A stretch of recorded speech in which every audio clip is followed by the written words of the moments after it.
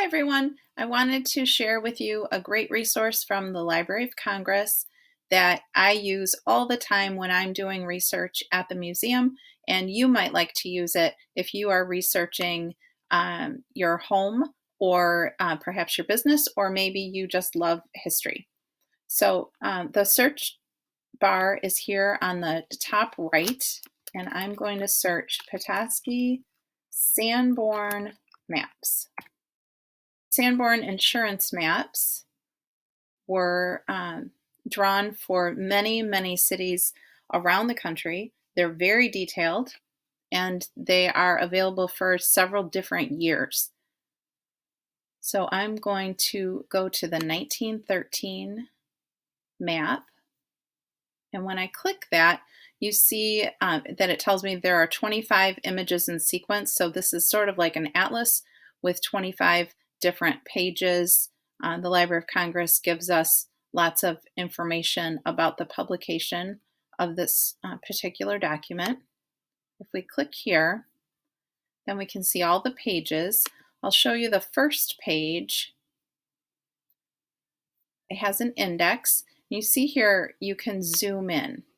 So if we zoom in, if you're looking for a particular street name, you can find the street name and then it tells you what page to go to. Or you can use the map like this and you can see these different colored sections just mean the different pages in the map and which page it's on. So we're going to go to page 4 because I know that will show us the downtown area of Petoskey. I'll zoom in again. You can see here is where the museum is currently located, the Pere Marquette Passenger Depot. Some shops on the Midway, and then here are some downtown shops. So here on Lake Street, you can see we've got yellow, pink, and blue. The yellow are buildings that were built from lumber. The red are brick, and the blue are cement.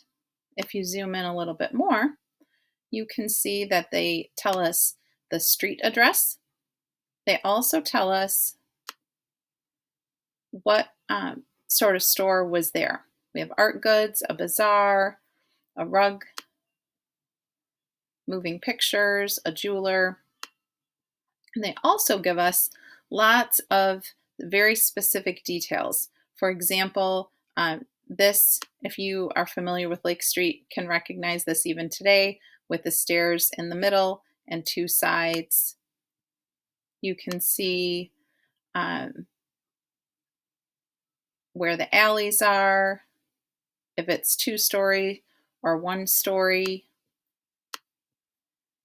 Sometimes it tells you if there are lights or electricity. This would have been very important for fire insurance. Also, is there a night watchman? That type of thing. Now, if you wanted to know about your house, because maybe you're doing research on your house, you can see D stands for dwelling. And if we look at this house, we can see that it has 2 stories here. This would be a wraparound porch, maybe a little 1-story porch in the back.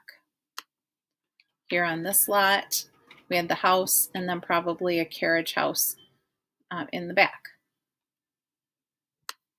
So I encourage you to use Sanborn Maps to do more research and to learn more about your home or your city.